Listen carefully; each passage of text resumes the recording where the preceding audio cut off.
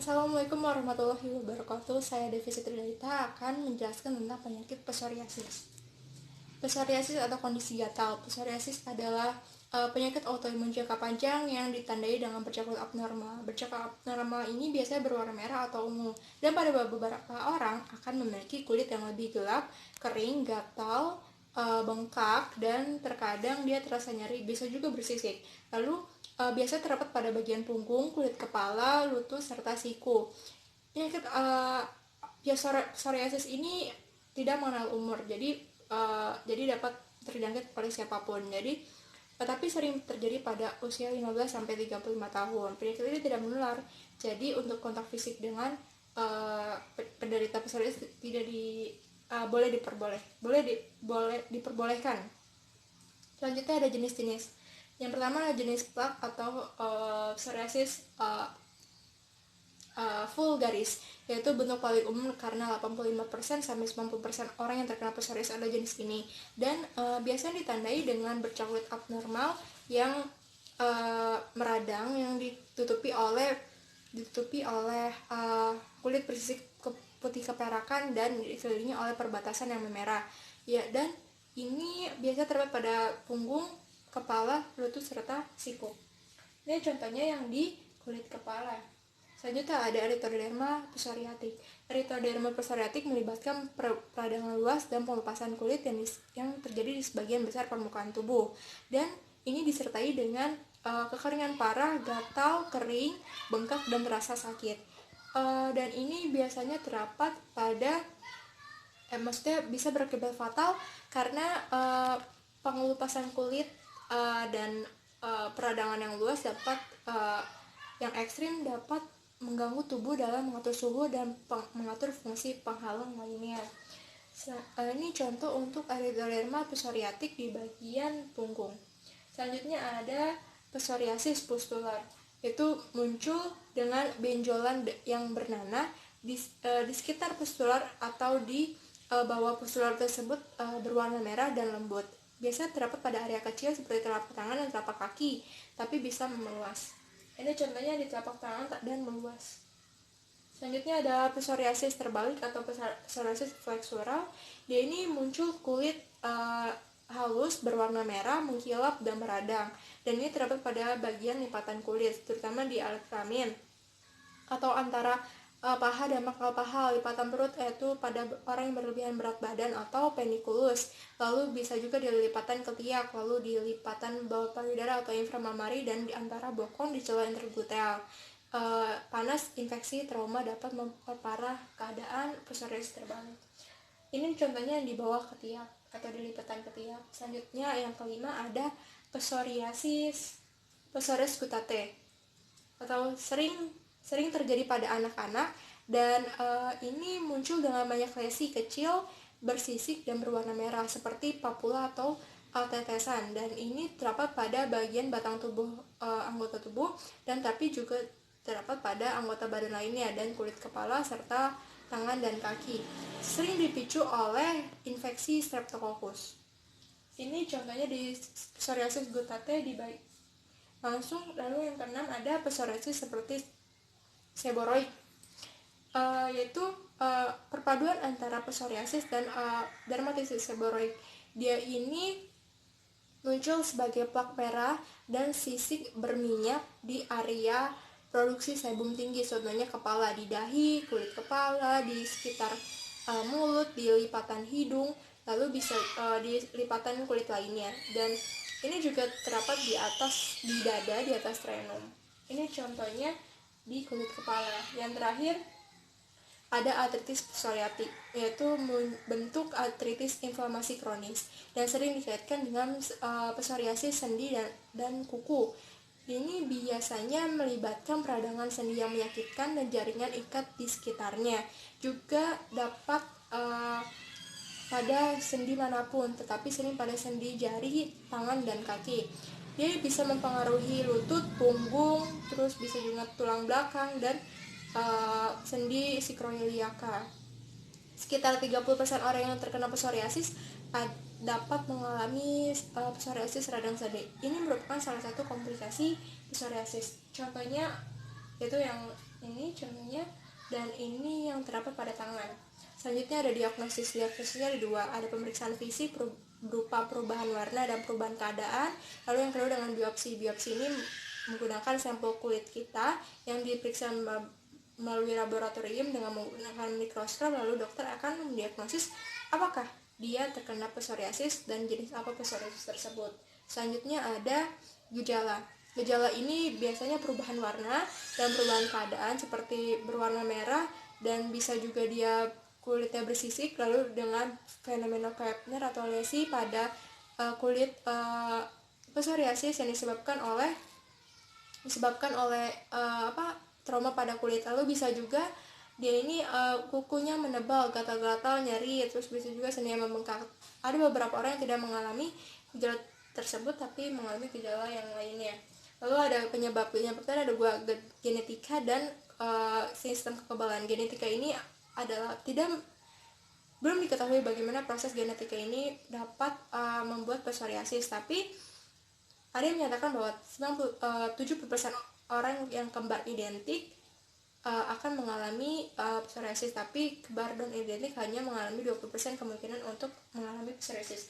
Sistem kekebalan ini untuk sel darah putih akan menyerang sel kulit kita, lalu sel kulit itu akan mengalami overdrive dan terjadilah sel kulit baru akan berkembang lebih cepat.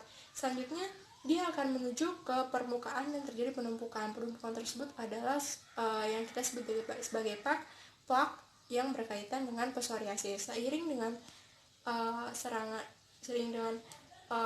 tersebut akan menghasilkan plak kemerahan atau berwarna merah. Selanjutnya ada komplikasi. Komplikasi ini biasanya itu berupa psoriasis artritis, yaitu penyakit mata, penyakit ginjal, terus kegelisahan, depresi, bisa juga dengan sindrom metabolik, lalu dengan cardiovascular disease, terus bisa juga penyakit ginjal, bisa juga obesitas dan penyakit autoimun lainnya.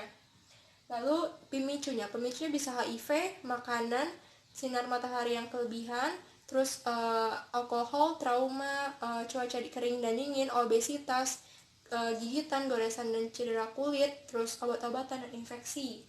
Lalu untuk pengobatan ada 3. Pertama agen topikal. Agen topikal ini kortikosteroid topikal, terus bisa juga dengan analog vitamin D, terus bisa juga dengan si pelembar emolian, terus bisa juga dengan krim dan salep, terus bisa dengan balneoterapi atau mandi di harian di laut mati. Lalu kedua dengan terapi cahaya. Terapi cahaya ini berupa dengan sinar matahari juga bisa, terus bisa dengan fototerapi UVB, terus terapi geothermal, terus bisa juga dengan terapi fotokemoterapi, PUVA, terus bisa juga dengan pulse day laser. Yang ketiga ada agen sistemik. Agen sistemik ini berupa yang pertama murtareksat dan siklosporin yang merupakan salah satu yang akan menekan sistem kekebalan. Yang kedua dengan retinoid. Retinoid ini dengan sintesis vitamin A, dan terakhir dengan biologis, yaitu dengan makhluk hidup berupa protein dan antibodi. Ini contoh. Selanjutnya ke patofisiologi. Patofisiologi ini yang pertama dengan penyebabnya, yaitu dengan faktor risiko, stres, yaitu trauma, infeksi yang akan menyebabkan overreaksi sistem imun, dan regulasi interleukin 23 dan NF-kB yang berfungsi untuk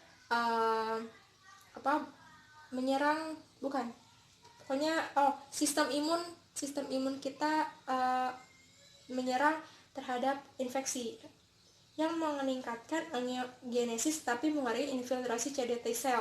CD T sel ini berfungsi untuk menghancurkan sel yang terinfeksi oleh virus.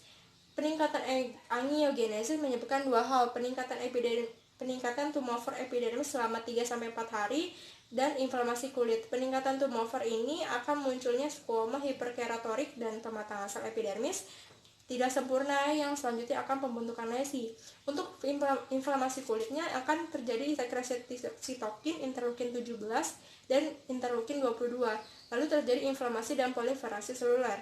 Inflamasi dan proliferasi akan mengakibatkan pembentukan lesi dan nyeri akut. Pembentukan lesi ini yang menjadi tanda bahwa itu adalah psoriasis. Psoriasis tersendiri adalah sifat penyakit kronik dan residif, dan dia itu membutuhkan waktu yang cukup lama untuk pengobatan, dan itu akan mengakibatkan kita mengalami stres hospitalisasi dan ansietas atau kecemasan atau gangguan kecemasan.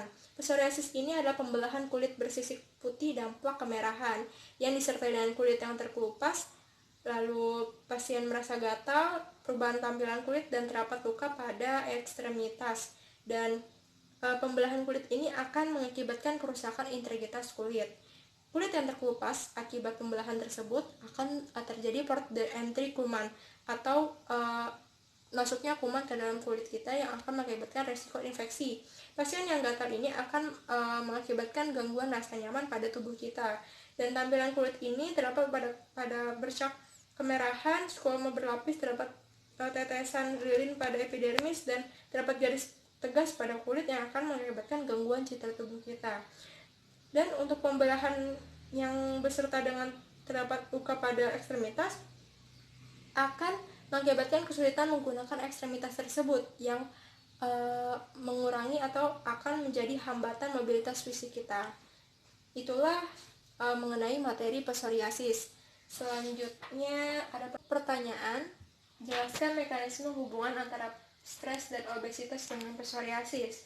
Yang saya jelaskan sebelumnya bahwa psoriasis ini adalah penyakit untuk stres ya. Psoriasis ini adalah sifat penyakit kronik dan residif, artinya parah dan akan terjangkit kembali atau mudah kambuh, dan pengobatan untuk psoriasis ini butuh waktu yang lama, dan itu yang mengakibatkan adanya stres hospitalisasi. Karena diisolasi, kita tidak boleh keluar, terjadilah stres, dan pengobatan yang cukup lama akan membuat kita jenuh. Jadi itu yang mengakibatkan stres, lalu akan menimbulkan adanya ansietas atau gangguan kecemasan. Dan untuk lebih jelasnya, saya juga udah di makalah sebelumnya juga saya udah memberi penjelasan bahwa depresi juga akan berjalan beriringan dengan penyakit tersebut. Dan yang saya jelaskan bahwa isolasi juga dapat menimbulkan kecemasan sosial. Anda tidak bisa berinteraksi dengan orang luar. Lalu untuk obesitas, untuk obesitas tuh untuk yang itunya adalah psoriasis juga dapat meningkatkan peluang Anda mengalami obesitas. Satu teori adalah bahwa psoriasis cenderung membuat Anda kurang aktif, yang dapat meningkatkan berat badan Anda seiring waktu.